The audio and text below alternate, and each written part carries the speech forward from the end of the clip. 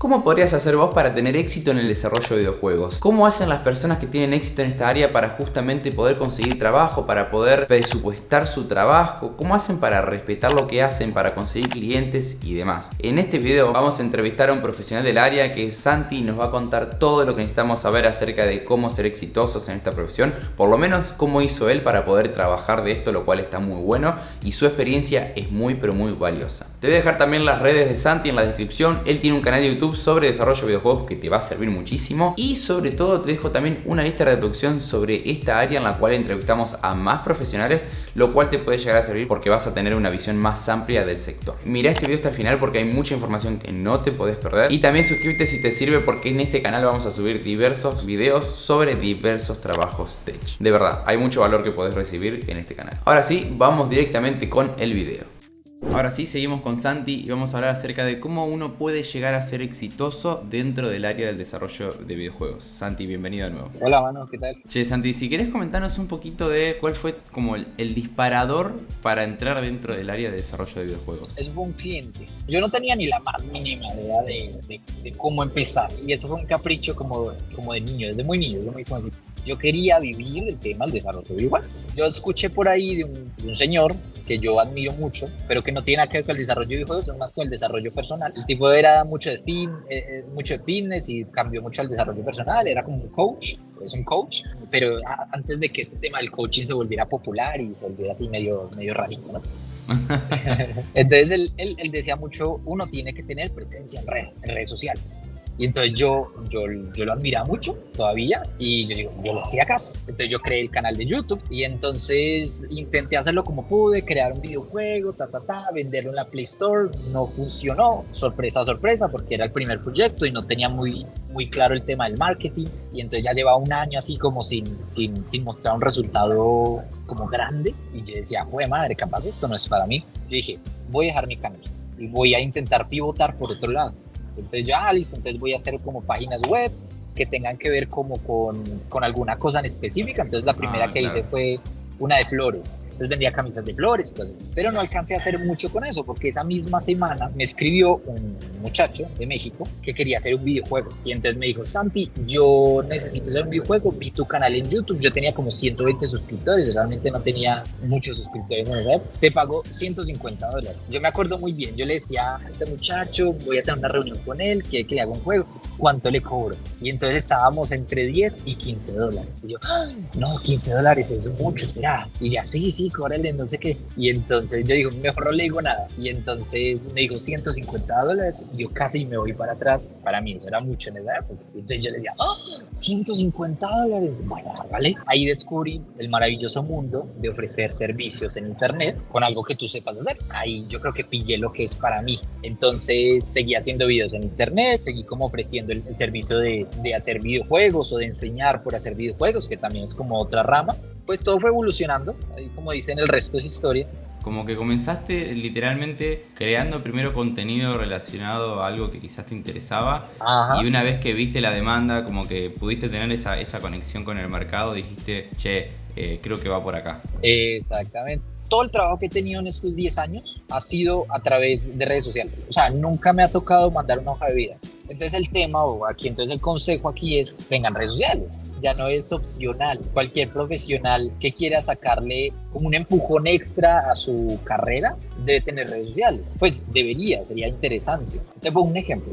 En muchas ocasiones he tenido que buscar la ayuda de un profesional. Entonces, ¿dónde los busca uno? No los busca uno en un directorio, los busca uno en Instagram o en YouTube. ¿Sentís que es necesario, por ejemplo, crearte un canal de YouTube y hacer todo como este proceso de empezar a crear contenidos, desde grabar el video, miniatura, etcétera? O quizás, por ejemplo, con redes sociales como LinkedIn, con una buena estrategia aplicada en LinkedIn o quizás en Instagram, que es un poco más sencillo largarse, ¿sentís que es suficiente? El tema es que el camino de cada persona es un poco diferente, ¿no es cierto? Y hay estrategias que funcionan muy bien para unas personas y para otras no. Pero en mi caso funciona mucho mejor YouTube. Yo creo que es encontrar como la estrategia que a uno le cuadre y la red social que a uno le cuadre. Por ejemplo, hay gente que los shorts les van súper bien. Cada quien le funciona como sus cosas, ¿no?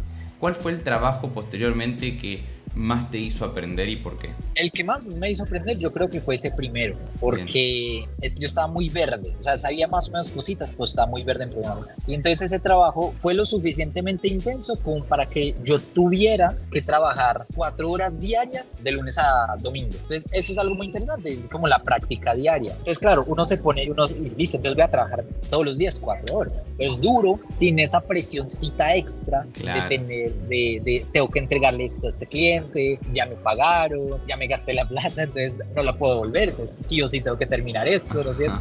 Hay que ser responsable con eso, eso no se puede hacer, ¿no es cierto? Pero obviamente uno aprende unas cositas en el camino. ¿Cuáles son los tipos de trabajo que vos dirías, mira, si entras en este tipo de trabajo o en este tipo de empresas dentro del área del desarrollo de videojuegos, tené cuidado, porque no sé, como que dirías las red flags de los trabajos o de los clientes quizás? Yo aprendí con el tiempo que una red flag no, hay que tomarlo con muchas pinzas. Mira, ¿tú te acuerdas del auge de los NFTs? Sí, hace 1 año y pico, creo 2. Ajá, que eso igual que la inteligencia artificial, ¿no es cierto? Eso explotó de un día para el otro, se volvió súper famoso y todo el mundo tiene que estar dentro. Entonces eso pasó también para el tema del desarrollo de videojuegos. Los NFT se volvieron una bomba. Entonces eran juegos que si tú los jugabas, ganabas el token. Esos juegos pues ya no están tan populares, pero cuando a mí me dicen, Santi, quiero hacer un juego NFT, eso a mí me enciende una alarma. Eso ya es una experiencia personal que tuve, pero a mí me enciende una alarma porque se prestan mucho para estafas. Afortunadamente no me tocó, pero me tocó ver situaciones de proyectos maluquitos, ¿no? Depende mucho también, por ejemplo, de la persona, personas con buenas intenciones y dicen, wow, no, esto es muy interesante, es una tecnología muy chévere, porque a la final los NFTs no son más que una tecnología, es la gente la que les da el mal uso, ¿no es cierto? Pero claro, de pronto para un futuro los NFTs ya no están de moda. Claro. Entonces, algo un poquito más atemporal sería que te fijes en la persona que lidera el proyecto, el cliente, más que en el proyecto en sí. La persona que te propone trabajar en el poco tiempo que llevas de conocerlo, cómo es como persona. Respeta los límites que tú le pones, te presiona más de lo necesario, es puntual con los pagos. A la final son negocios que haces con personas, ¿no es cierto? Asegurarte de que la persona con la que tengas ese negocio sea una buena persona, con buenos valores. A medida que tú vas llevando un cierto recorrido, aprendes mucho a analizar a las personas. Entonces es muy interesante, mira, eso va por fase. Al principio eres una persona ingenua, entre comillas. Te ofrecen trabajos, wow, qué maravilla, no sé qué, porque es nuevo para ti, el hecho de que ganes plata ya es como, wow, qué maravilloso, no sé qué. Pero entonces empiezas a tener malas experiencias, no te pagan, te dicen luego te pago, pero ya después la gente se pierde. Entonces empiezas a tener como un poquito de malicia. Entonces luego pasas a como un estado de cinismo.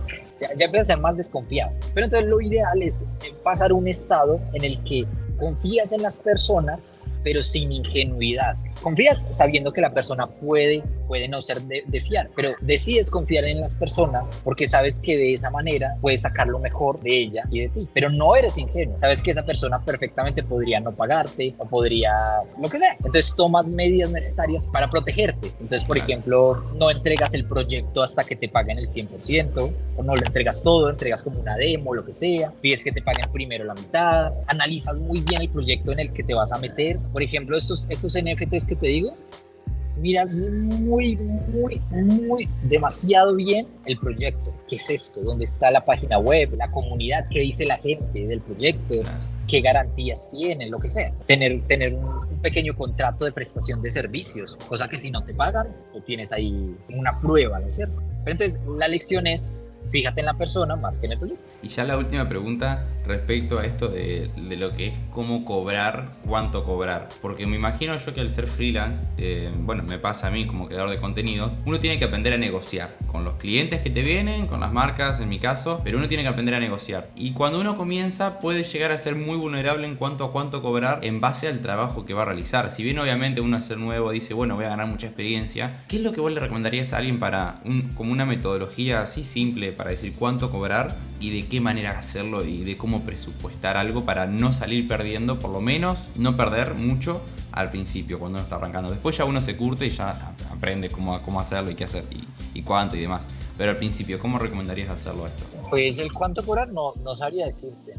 Yo creo que Un estimado que podrías hacer sería definir cuánto cuesta una hora de tu tiempo, qué tanto puedes hacer en esa hora para que valga la pena venderla. Entonces ya te haces como un estimado, ¿cierto? Entonces, por ejemplo, tú dices, a medida que vas cogiendo experiencia, te vas volviendo bueno en definir cuánto tiempo te va a tomar un proyecto. Pero mientras, está bien, tú vas adquiriendo experiencia. Entonces, listo, una hora de mi tiempo vale lo que sea. Entonces es un poquito complicado porque no sabes si la gente va a estar dispuesta a pagarte esa cantidad. Entonces lo que puedes hacer al principio es que la otra persona diga cuál es su presupuesto. Claro. Y tú dices si vale la pena o no vale la pena. Y ya en base a eso, ya con el tiempo, entonces ya vas desarrollando tu propio programa, maqueta de precios. Entonces, algo que es muy importante, que eso sí lo recomiendo muchísimo, es que cuando vas a trabajar con un cliente, definas exactamente cuándo acaba y cuándo termina esa cosa por la que te van a pagar. Por ejemplo, entonces, al principio a mí me pasaba mucho que a mí me decían, Santi, te pago X. Y yo, wow, perfecto,